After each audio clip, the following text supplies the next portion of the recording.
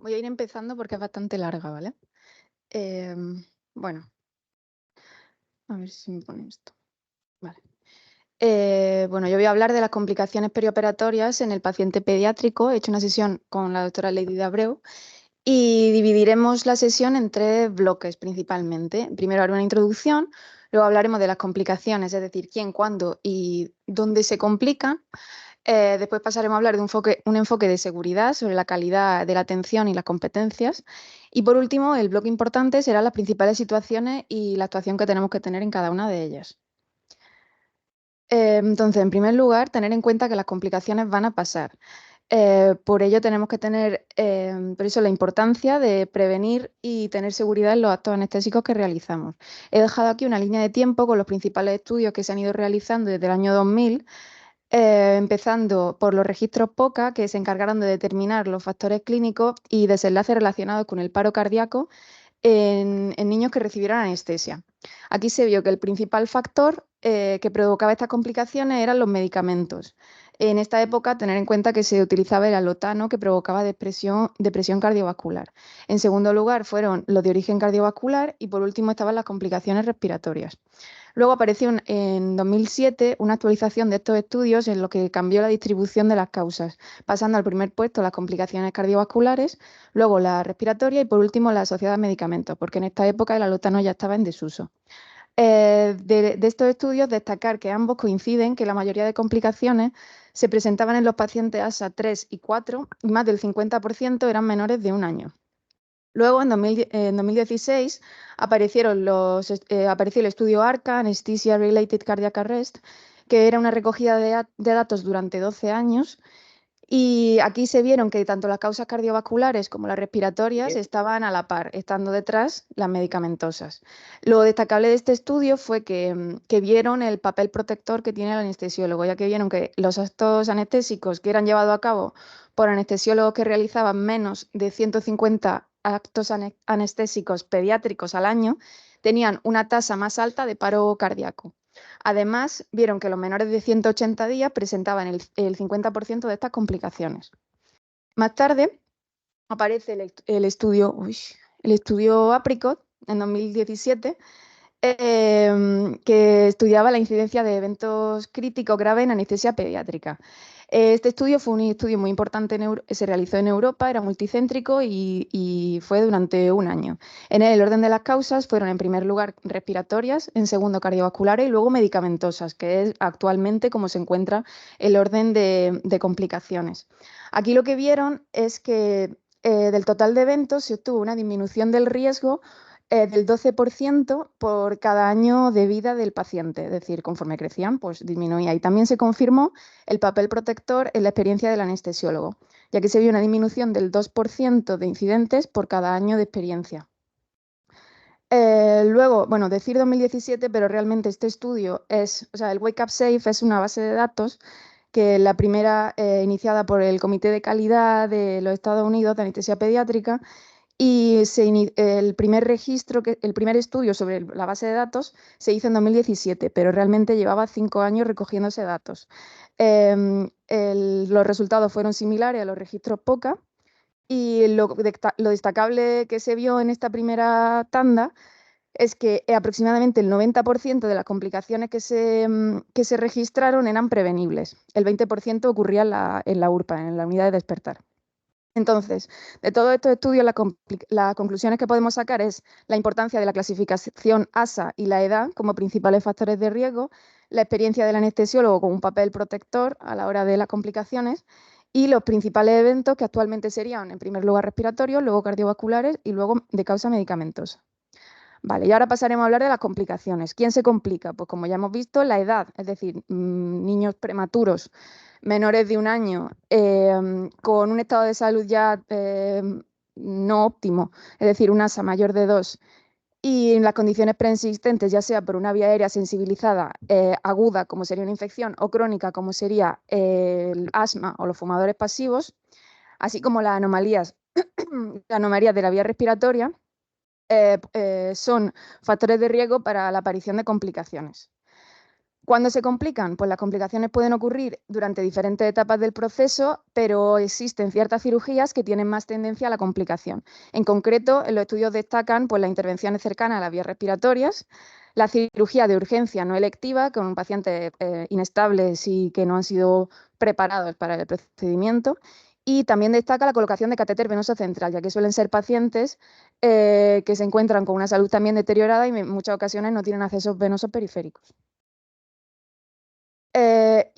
La importancia también del dónde se complican, ya que la calidad de la atención, la preparación del personal y los recursos disponibles pueden ser muy decisivos a la hora de el impacto que tienen esas complicaciones en la salud del niño. Aquí he dejado un estudio que se hizo en casi 100.000 pacientes en el que, de paro cardíaco perioperatorio, en el que la conclusión que sacaron es que la gran mayoría de pacientes, bueno, aparte de ya presentar una cardiopatía congénita en estas paradas, el 88%, se vio que la mayoría eran pacientes referidos de centros de menor complejidad. Es decir, concluyeron que la falta de manejo eficaz por inexperiencia, ya sea del centro en el que va el niño o del anestesiólogo que lo trata, era un factor de riesgo para la aparición de estos paros cardíacos y estas complicaciones que fuesen más allá de una complicación más liviana. Vale, y ahora vamos a pasar a hablar sobre la seguridad. Para esto, hablar de la plataforma SafeTouch, que se trata de una plataforma creada para garantizar la práctica segura la anestesia pediátrica. Está dirigida tanto a padres como a profesionales, tiene distintos apartados, y aquí su utilidad es proporcionar los derechos a los niños de seguridad que necesitan y la atención de calidad que necesitan en el entorno hospitalario y el trato adecuado para ello. Por eso me interesa, pues ahí hay mucha información.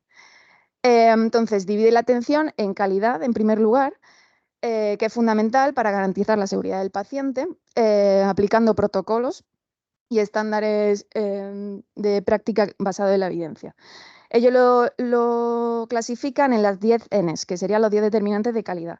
Lo he dejado aquí escrito, vamos a repasarlo rápidamente por encima, que sería, en primer lugar, el no tener miedo, es decir, que el niño pase el mayor tiempo posible junto a sus cuidadores.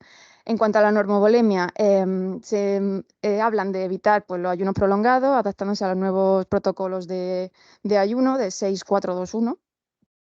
En cuanto a la normotensión y la frecuencia cardíaca, lo que aconsejan es tener tablas sobre los valores normales en centros donde no estén acostumbrados al trato con paciente pediátrico, para tener cercanos los rangos de normalidad en cada una de las edades. En cuanto a la normoxemia y normocapnia, pues evitar la hiperoxemia, especialmente en los neonatos, por lo tóxico que es el oxígeno. En cuanto a la normonatremia, esto nos interesa menos porque es para pacientes menores de 6 años, ya que los niños, cuando son menores de 6 años, tienen poca capacidad tanto para concentrar como para excretar el sodio y habría que tener un control sobre este parámetro. La normoglicemia, tener en cuenta que los lactantes, su normalidad no es 100, es menos, es 50-60 miligramos de cilitro. La importancia de la normotermia, que ya la sabemos, y bueno, el disconfort postoperatorio, que sería lo mismo, prevenir el dolor y que el niño esté el máximo tiempo acompañado de sus padres. En cuanto a la atención a competencias, tener en cuenta, o sea, la atención en competencias la basan en las 5 W y se refiere a tener claro a quién le corresponde atender al paciente pediátrico y en qué instituciones debe ser atendido. Aquí voy a destacar 2 ideas.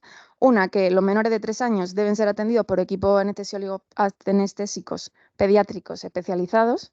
Y luego, la importancia de priorizar los procedimientos programados para evitar que vengan los niños de forma urgente. En cuanto a la atención en crisis, pues se deben establecer planes de manejo de crisis y contar con equipos especializados preparados para responder rápidamente, que estén acostumbrados a la toma de decisiones bajo presión. Y la importancia de tener protocolos que se vayan actualizando con el tiempo. Ellos lo resumen en las 10 C, pero no voy a hablar de esto porque serían las crisis de las que ellos hablan, hemorragia masiva, hipertermia maligna, etcétera, que no son las más frecuentes. Entonces, esto si queréis, si no, ya me lío demasiado. Entonces, ahora ya vamos a pasar a hablar de las principales complicaciones y el modo de actuación en cada una de ellas. Las principales ya sabemos que son las complicaciones respiratorias, como antes he dicho. Y antes de pasar a hablar a cada una de las complicaciones respiratorias, querría hacer un remember de la infección de vía aérea superior. ¿vale? Que es una situación muy ligada a las complicaciones respiratorias. Tener en cuenta de este tipo de infección que en los niños la incidencia es de 6 a 8 veces al año, es decir, mucho más alta que en adultos. Hay mucha probabilidad de que un niño cuando venga a operarse haya pasado o esté con una infección. El riesgo potencial está aumentado entre las 2 y 4 semanas posinfección y en definitiva se trata de una fuerte respuesta inflamatoria por una fisiopatología, como he intentado dejar aquí reflejada esquemáticamente, que disminuye la actividad beta-adrenérgica, aumenta la liberación de acetilcolina y la broncoconstricción, y hay una mayor destrucción del epitelio, por tanto, es más sensible a estímulos externos, aumento de la IgE específica y más hiperreactividad. En definitiva, es un niño que va a tener más secreciones, obstrucción de vía respiratoria y si presenta asma previo, pues puede presentar una exacerbación de este asma. Vale, pues en estos niños el manejo preoperatorio, en primer lugar, tener claro que si no lo encontramos en un preoperatorio programado, lo posponemos 2-4 semanas tras desaparecer los síntomas. Y si nos encontramos ya ante quirófano un niño con mocos que no se suspende, pero bueno, tiene la vía aérea un poquito más reactiva de lo normal, pues podríamos hacer una optimización preoperatoria. Lo que está más demostrado sería, en primer lugar, la utilización de broncodilatadores, es decir, agonistas beta 2, como el salbutamol, 10-30 minutos antes de la cirugía.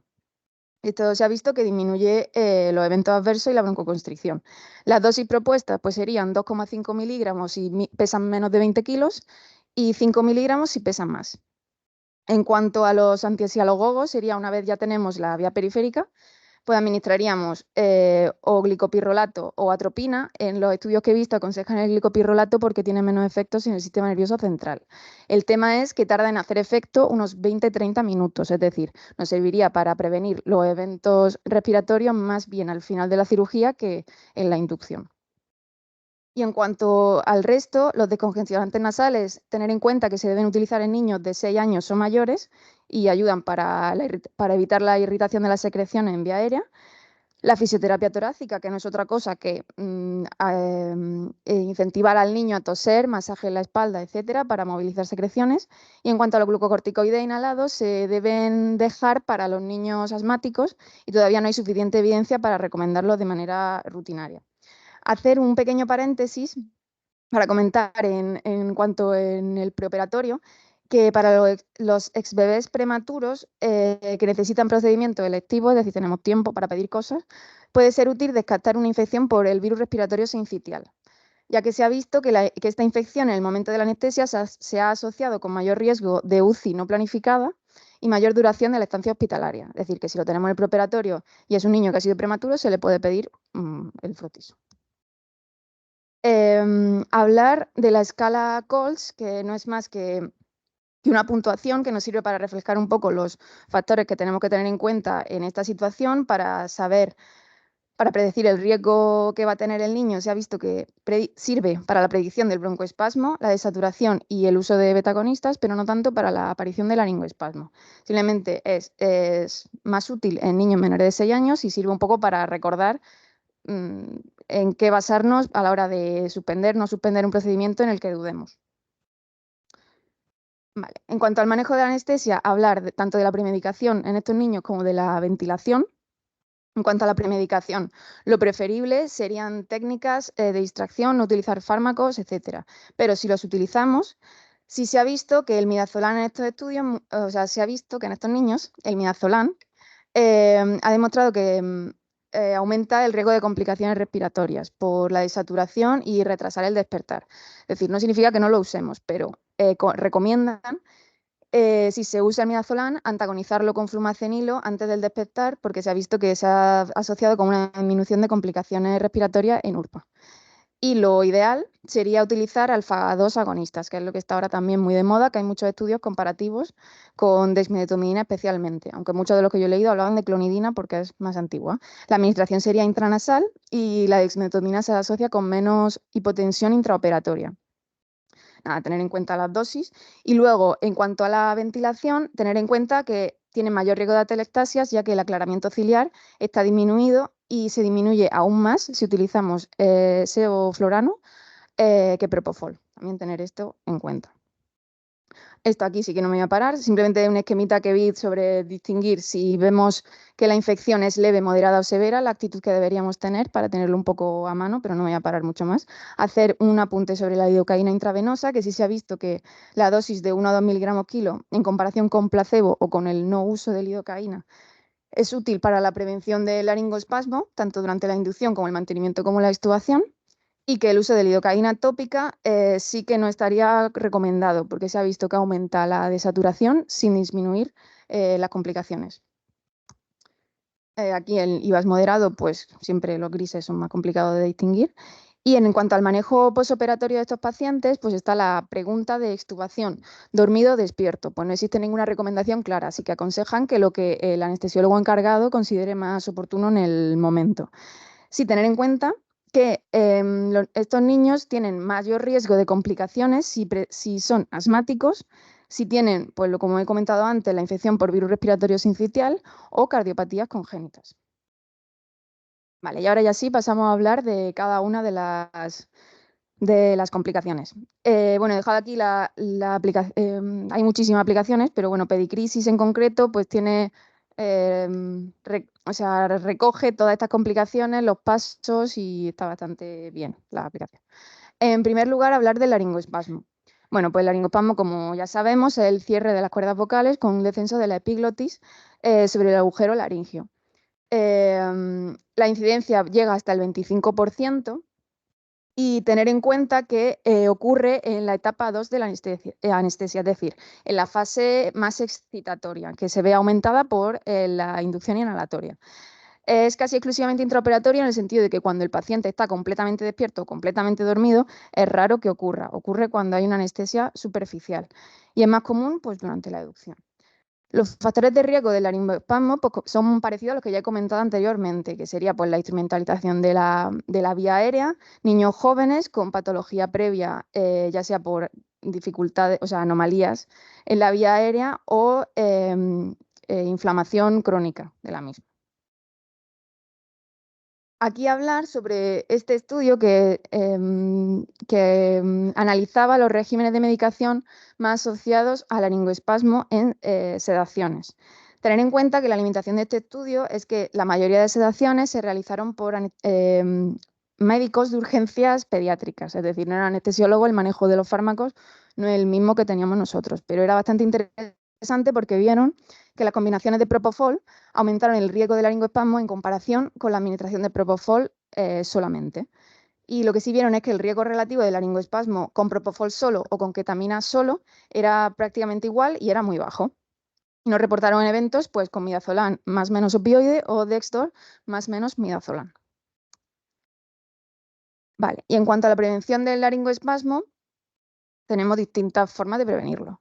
En primer lugar, lo de la infección que comentaba antes, pues retrasar la cirugía siempre que sea posible, hasta que el niño esté lo más óptimo, aspirar secreciones. Si el niño tiene más de 1 año, evitar la instrumentación de la vía aérea siempre que se pueda, preferimos dispositivos supraglóticos.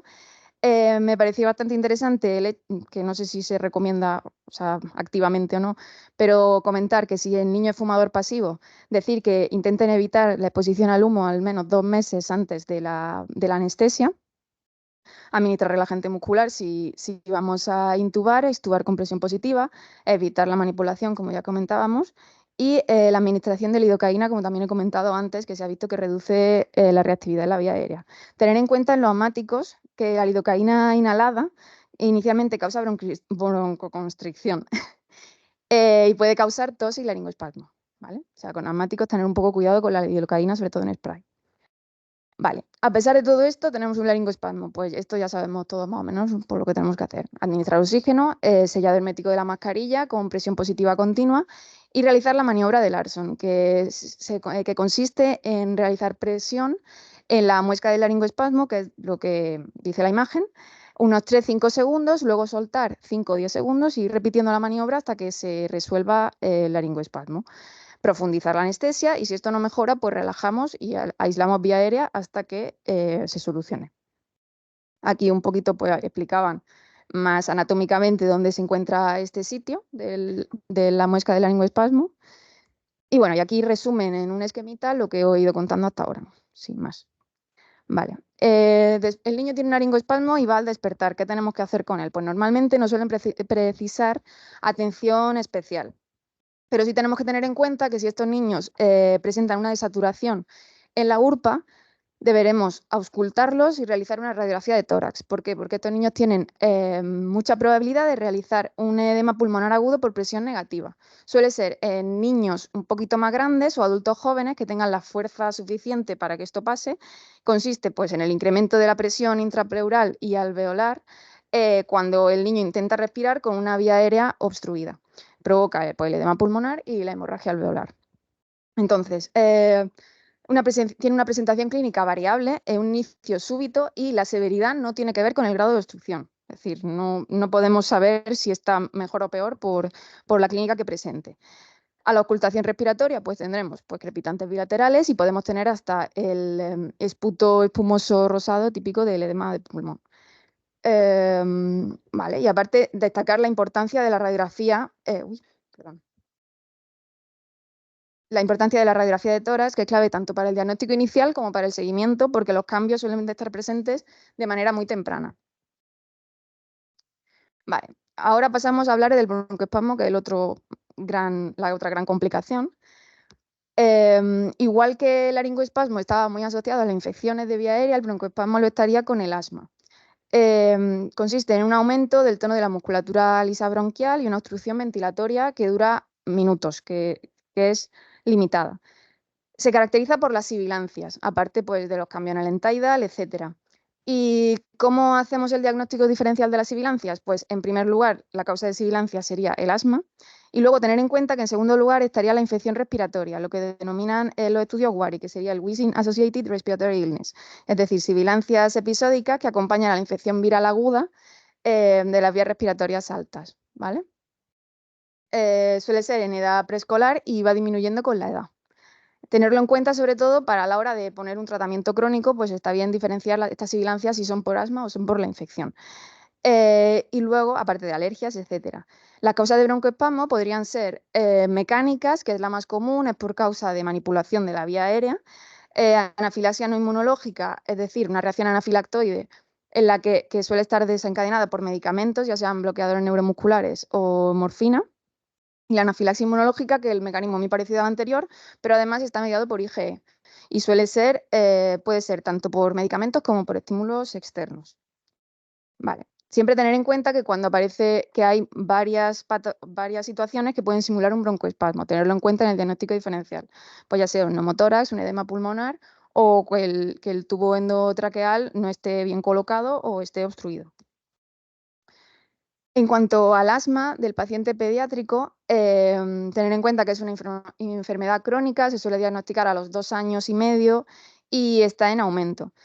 Hablar que en niños entre 1 y 5 años existe el cuestionario TRAC, que es un cuestionario muy simple de 5 preguntas, no es diagnóstico, pero nos sirve para estimar el control del asma que presenta el niño. Vale. Y luego hablar un poco de la premedicación en estos pacientes, que se recomienda evitar la benzodiazepina, ya que asocian con mayor desaturaciones y obstrucción. Administraríamos, como antes comenzaba, los alfa-2 agonistas y los beta-2 agonistas, como también comenté antes, 10-30 minutos antes de quirófano. En cuanto a la ventilación de protección pulmonar, pues parámetros de protección pulmonar, que no me voy a parar tampoco a hablar cada uno de ellos.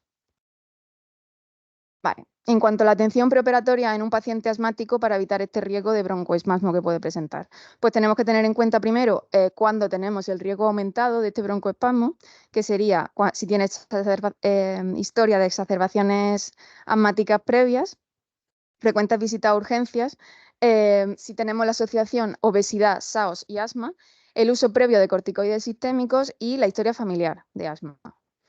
Lo que se ha visto, si tenemos estos factores de riesgo, que el ciclo corto de corticoides orales previo a la cirugía, además de administrar los beta-2 agonistas y los anticolinérgicos el mismo día de la cirugía, ha disminuido la reactividad de la vía aérea y la incidencia de broncoespasmo. Las posibles pautas de corticoides que se pueden utilizar las he dejado aquí reflejadas en una tablita, que sería pues eso, prednisona o dexa o metilprednisolona. Y es lo que podríamos hacer un poco para prevenirlo. En cuanto en el momento intraoperatorio, las recomendaciones serían una inducción intravenosa por encima de La inhalatoria, ya que el propofol suprime el reflejo laringio y mitiga el reflejo de broncoconstricción más que los gases. En cuanto al agente intravenoso, se prefiere propofol o ketamina antes que etomidato o barbitúricos, por el hecho de que la ketamina ya ha demostrado tanto prevenir como tratar el broncoespasmo. La vía aérea, pues la menor manipulación posible. Si intubamos, relajar y evitar el uso de tubos sin balón. Uy, perdón. Evitar el uso de tubos sin balón, ya que se ha visto que los tubos con balón, con la monitorización de la presión del manguito, permiten, asocian menor dolor posoperatorio y permiten mayor volumen tidal con menor presión. En cuanto a los coadyuvantes utilizados en la intubación, pues el uso de anticolinérgicos, ya sea atropina, glicopirrolato y proatropio, y lidocaína, también se ha visto que ayudan a disminuir el reflejo de broncoconstricción provocado por el nervio vago. Deben evitarse, eso sí, los bloqueantes neuromusculares que liberan histamina, como sería el atracurio, mibacuronio, etc. Y se recomienda becuronio y cisatracurio más que rocuronio por el hecho de que el rocuronio presenta además puede presentar pequeño efecto anticolinérgico al bloquear receptores M2 y aumenta la liberación de acetilcolina, por tanto la broncoconstricción.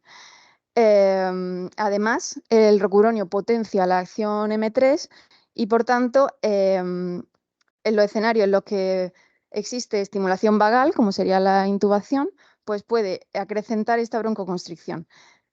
Aún así, falta evidencia para prohibir, contraindicar el rocuronio, pero bueno, tener en cuenta que esto puede ocurrir. La administración de dexametasona, como ya hablaba antes. El mantenimiento pues sería más activa que inhalatoria. Y en cuanto a la reversión del bloqueo, sí que recomiendan su Gamadex por encima de neostigmina. Entonces, porque aunque la neostigmina, los efectos colinérgicos se pueden antagonizar con la atropina, se prefiere el uso de su Gamadex en estos pacientes. Evitar AINES y liberadores de histamina, aunque la incidencia es baja, pero pueden provocar laringoespasmo, broncoespasmo y edema periorbitario, usarlos con precaución. Y lo que sí, intentar la analgesia epidural y regional siempre que se pueda. Vale, en cuanto al manejo del broncoespasmo, tener en cuenta que el objetivo en esta situación va a ser mantener la oxigenación y la ventilación adecuadas mientras se hace efectivo el tratamiento farmacológico, ¿vale? Lo dividiremos en un manejo respiratorio, es decir, ventilación 100%, etcétera. Intentar cesar el estímulo y luego abajo he dejado la terapia farmacológica, que sería, aparte de broncodilatadores, el uso de adrenalina, magnesio, ketamina, corticoides, si no se han usado. Y por último, hablan de la aminofilina como una terapia a la desesperada un poco, cuando ya no responde a nada, pues, pero tiene poca evidencia intraoperatoria. La mencionan, pero sin más. Vale. En cuanto a las complicaciones del broncoespasmo, pues tener en cuenta que pueden pasar tanto neumotoras, atelectasia, etcétera, y destacar que si sospechamos insuficiencia suprarrenal, en el despertar debemos administrar una dosis de estrés de corticoides. Sería hidrocortisona 25, 50 o 100 según el peso, o sea, según la edad del paciente. Vale. En cuanto al manejo posoperatorio del broncoespasmo, pues dos cosas importantes. Tener en cuenta que puede recurrir o empeorar, que la dexmedetomidina puede ayudarnos en la educción para prevenirlo y que si reaparece y no responde, tenemos que tener en cuenta el uso de BiPAP para intentar que el niño remonte. Puede precisar ingreso en la UCI para tratamiento y monitorización, etcétera. Tenerlo en cuenta.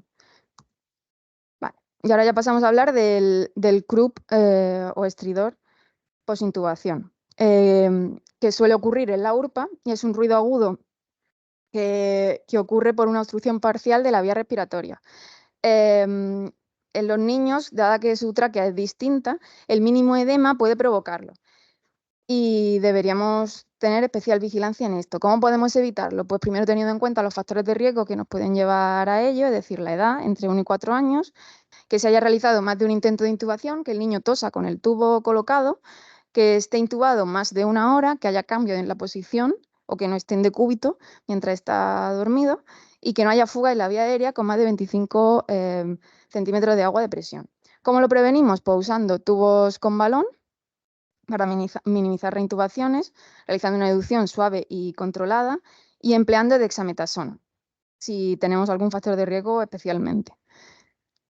A pesar de esto, pues aparece el niño llega a la URPA y presenta esta patología. Pues lo que deberemos hacer es, además de dar dexametasona, si no se ha administrado intraoperatoriamente, la administración de adrenalina nebulizada, que se puede repetir cada 15-20 minutos, se ha visto que es lo más adecuado en el tratamiento de estos niños. La adrenalina puede ser tanto racémica como L-epinefrina, que cada una tiene una forma de preparación, como lo he dejado aquí escrita, y tener en cuenta que el efecto dura 2 horas, es decir, el niño tiene que estar vigilado, aunque desaparezca la clínica durante un tiempo, y que si necesita dosis repetida y la clínica reaparece, pues puede precisar ingreso para seguirlo, ¿vale? Vale.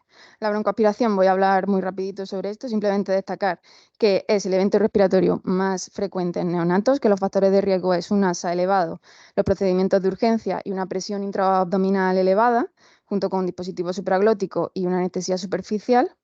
Y destacar que en la base de datos que comentaba antes, en el Wake Up Safe, se vio que el porcentaje de aparición era casi el mismo durante la inducción y la laringoscopia, como ya sospechábamos, y durante el intraoperatorio. Es decir, que aunque el niño lo durmamos y no pase nada, pues durante el intraoperatorio sí que nos puede pasar. Hay que estar atento. Por eso el ayuno adecuado y todo esto. En cuanto al manejo, sí que no me voy a parar nada, es exactamente igual que en el adulto.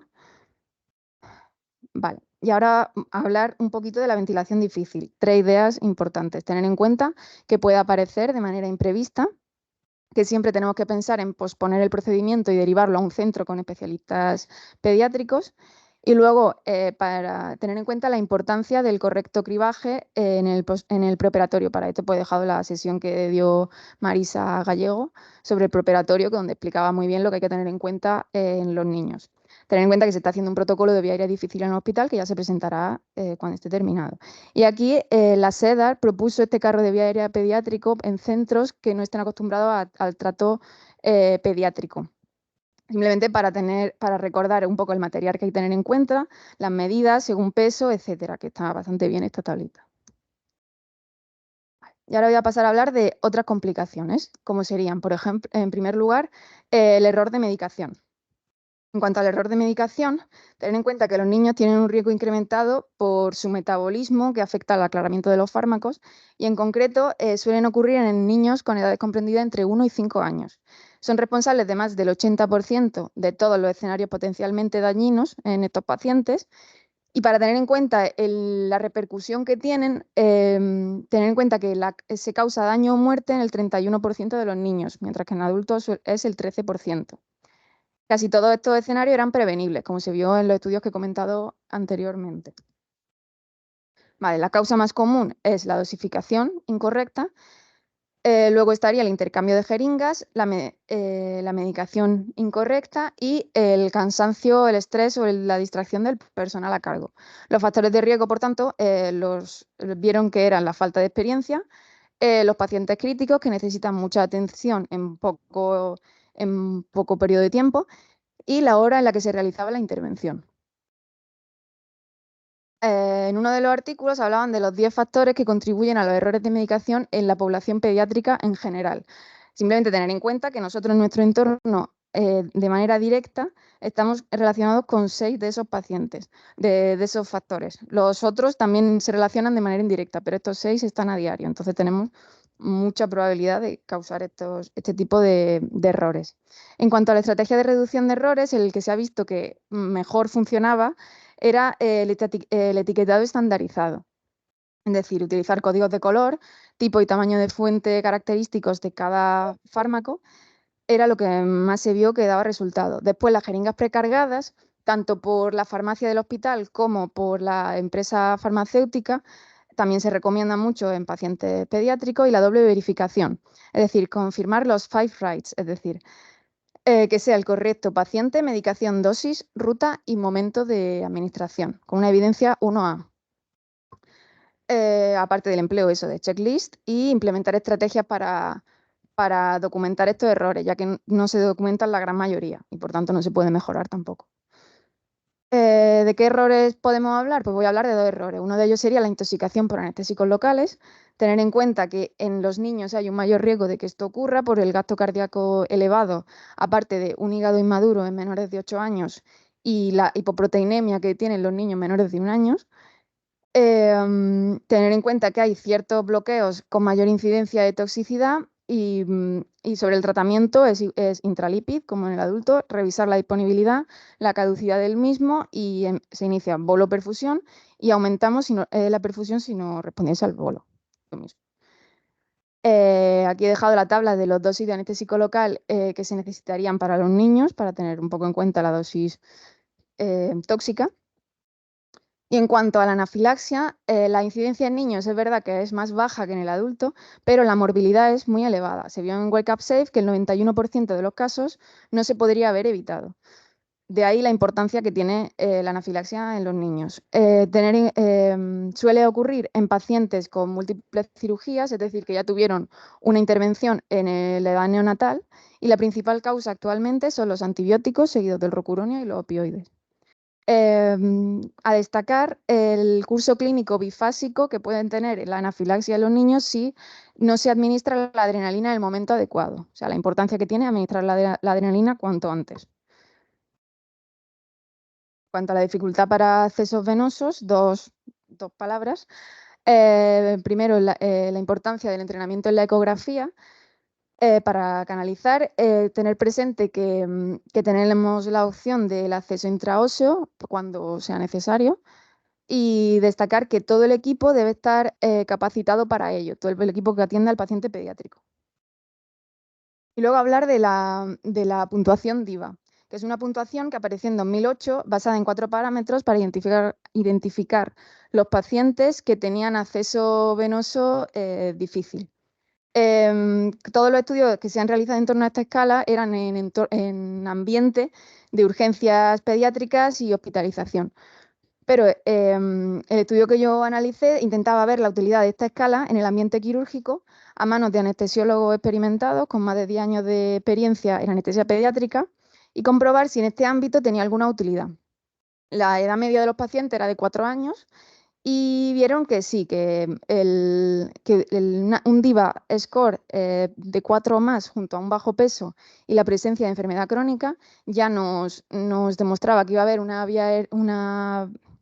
vía periférica difícil y por tanto deberíamos plantearnos ir directamente con acceso ecográfico en vez de pinchar al niño 5 veces. Vale. Luego hablar de la bradicardia en los niños, tener en cuenta que la mayoría ocurre por complicaciones secundarias, complicaciones respiratorias, que los niños dependen del gasto cardíaco, es decir, una bradicardia en un niño es más grave, por así decirlo, que en un adulto. Es más común durante el mantenimiento y la incidencia disminuye cuando el niño está intubado, si tenemos un IMC elevado o están premedicados.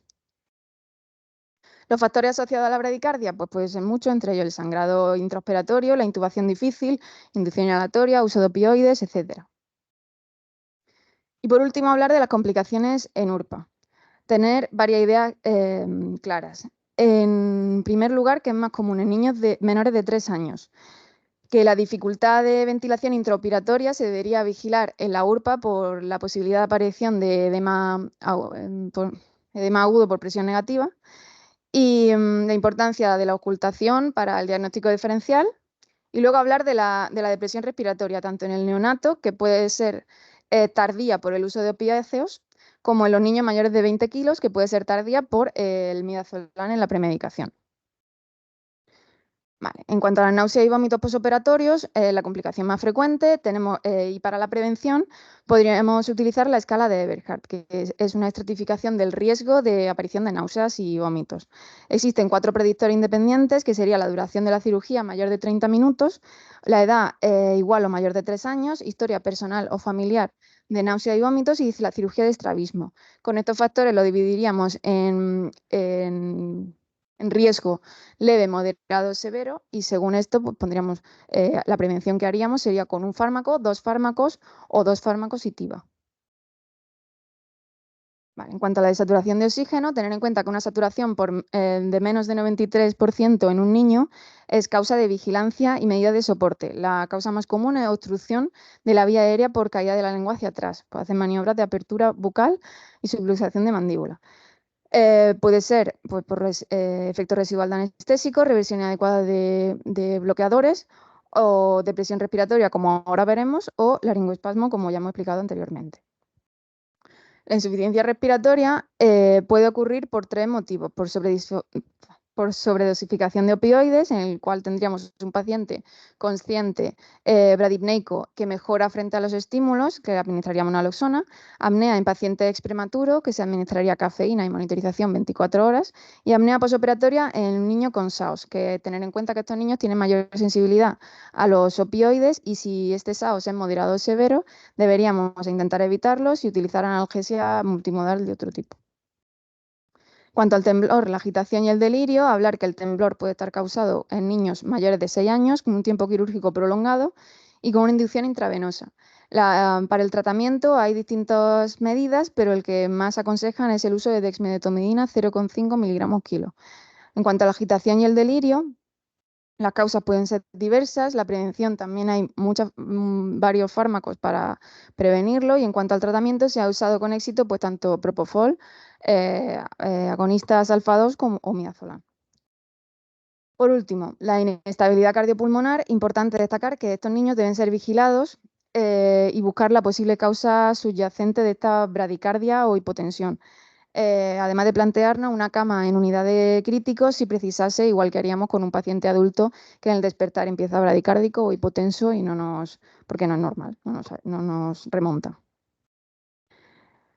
Las conclusiones, aunque sé que ha sido muy largo, podríamos resumirlo en la importancia tanto del ASA como de la edad para los factores de riesgo, la experiencia del anestesiólogo como un factor protector, que los principales eventos se clasifican como respiratorios, cardiovasculares y medicamentosos, la importancia de la seguridad en nuestra práctica diaria, el asma y la infección como desencadenantes de laringoespasmo o broncoespasmo, que son las complicaciones más frecuentes, y la importancia en URPA de vigilar el estridor posintubación y el edema agudo por presión negativa. Y nada, los errores de medicación, que deberíamos tener especial cuidado con los anestésicos locales.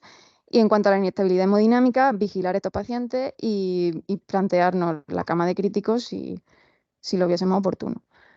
La bibliografía, y por último decir que este estudio,